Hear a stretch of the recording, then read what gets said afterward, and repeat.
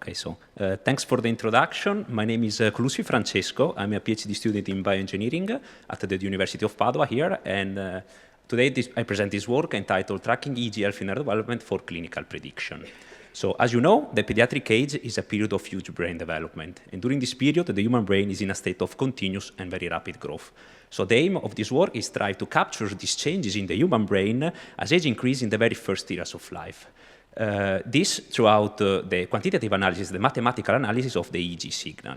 So the idea is to extract some EEG biomarker from which statistical trend as a function of age can be derived. Once that these trajectories, the normative trajectories starting from the healthy subject have been obtained, it could be also of interest, for example, to assess how these biomarkers vary in subjects with some neurodevelopmental disorder. So in order to do this, we identify a specific biomarker, which is called the spectral exponent. This is an index that, when applied to an EEG traces, return numerical values that give us information about the distribution of the frequencies in our brain. So for this index, higher values are for more faster rhythms in the signal. So we compute this index in 58 healthy subjects with age range between 0 and 5 years, and we observe that this index, the spectral exponent, progressively increase as age increase, showing a progressive shift towards the higher frequencies as age increase during the pediatric age.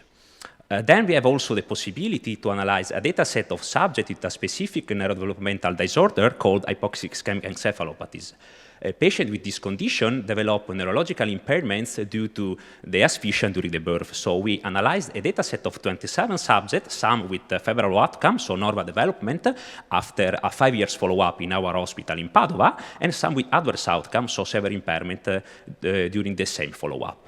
So we computed the spectral exponent values for the favorable outcome subjects, starting from the EEG traces of these subjects, and the values for the spectral exponent are reported by the green stars. Then we compute the same quantity, but for the adverse outcome subjects, and the values are presented in the red squares. So then we compute also the distances of these values to the normative trajectory curves, which is the ones in black, and the values of these distances are reported in the box plot on the right.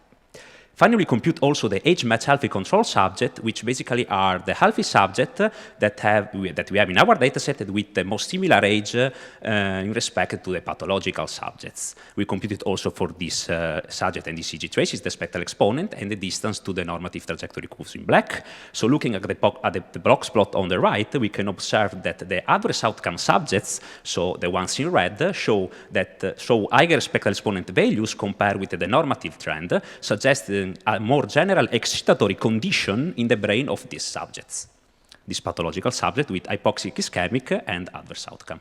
Thank you.